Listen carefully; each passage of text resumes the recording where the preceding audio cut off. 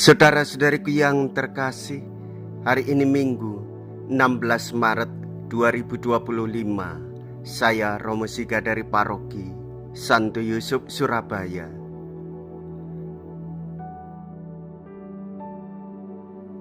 Dalam nama Bapa dan Putra dan Roh Kudus, amin. Kita bersama Bunda Gereja menghayati Prapaskah minggu kedua. Bagaimanapun beratnya dosa kita atau bagaimanapun besarnya ketidaksetiaan kita kepada Allah, namun Allah akan tetap setia memberikan kasih-Nya kepada manusia.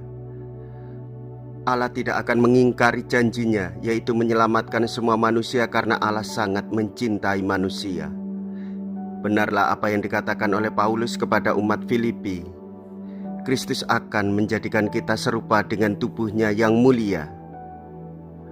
Kemuliaannya memang dialami oleh orang berkenan kepadanya.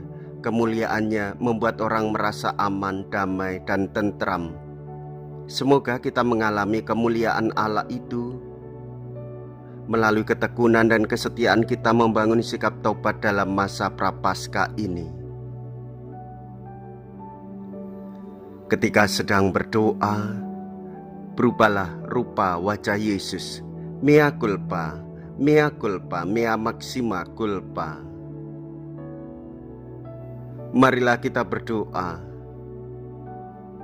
Allah Bapa yang Maha Mulia, Engkau telah memaklumkan kepada kami bahwa Yesus Kristus adalah Putra terkasih.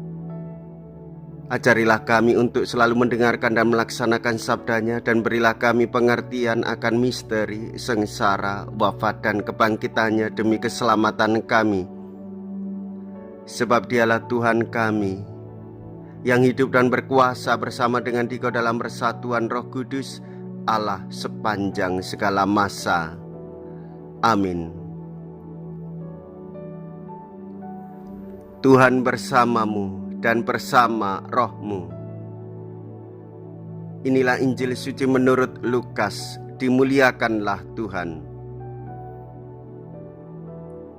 Lukas bab 9 ayat 28b sampai dengan ayat 36.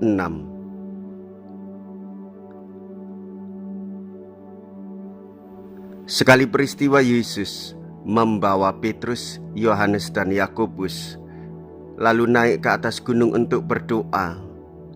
Ketika sedang berdoa, wajah Yesus berubah dan pakaiannya menjadi putih berkilau-kilauan.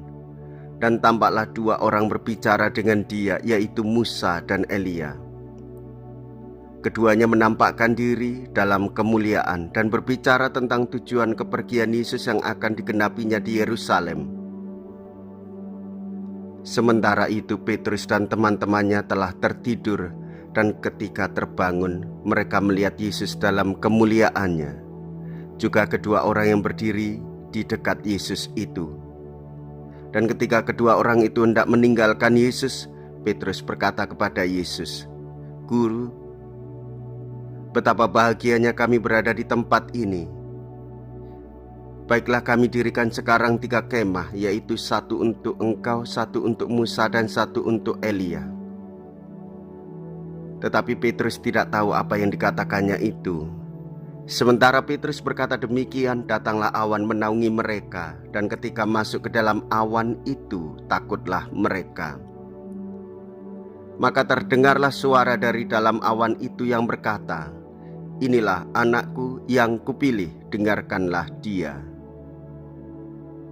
Ketika suara itu terdengar, nampaklah Yesus tinggal seorang diri. Murid-murid itu merahasiakan semua itu, dan pada masa itu mereka tidak menceritakan kepada siapapun apa yang telah mereka lihat itu. Demikianlah sabda Tuhan. Terpujilah Kristus. Saudara-saudariku yang terkasih, orang Katolik menyadari betapa pentingnya hidup doa. Ekaristi merupakan sumber kekuatan doa dan puncak doa kita. Saat Yesus sedang berdoa, wajahnya berubah menjadi bercahaya dan memancarkan kemuliaan ilahinya. Ini adalah simbol dari hubungan yang mendalam dengan Allah. Berdoa menjadi peristiwa transformasi, bukan hanya untuk Yesus tetapi juga untuk orang-orang yang percaya, orang-orang yang mengikuti Yesus, orang-orang yang beriman kepada Tuhan Yesus. Orang Katolik berdoa kepada Allah Tritunggal Maha Kudus. Ketika kita sedang berdoa dengan tulus dan menyerahkan hati kita sepenuhnya, kita juga dapat mengalami perubahan di dalam diri kita. Perubahan secara spiritual, perubahan secara emosional, maupun dalam kehidupan sehari-hari.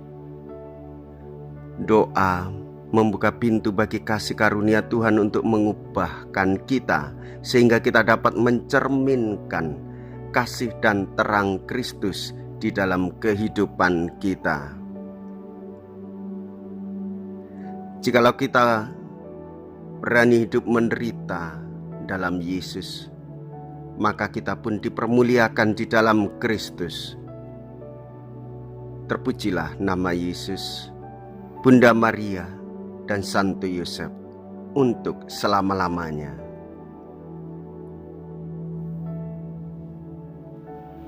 Marilah kita berdoa. Allah yang Maha Baik, kami bersyukur karena telah Kau perkenankan untuk menyambut putra-Mu. Berilah kami kekuatan untuk menjalani pertobatan kami, sehingga pada saatnya nanti Kau perkenankan untuk mengalami kemuliaan putra-Mu yang abadi. Dengan pengantaraan Kristus Tuhan kami. Amin. Tuhan beserta kita, sekarang dan selama-lamanya. Semoga Allah yang Maha Kuasa memberkati saudara sekalian, Bapa dan Putra dan Roh Kudus. Amin. Saudara-saudariku yang terkasih, pergilah. Ibadah sabda sudah selesai.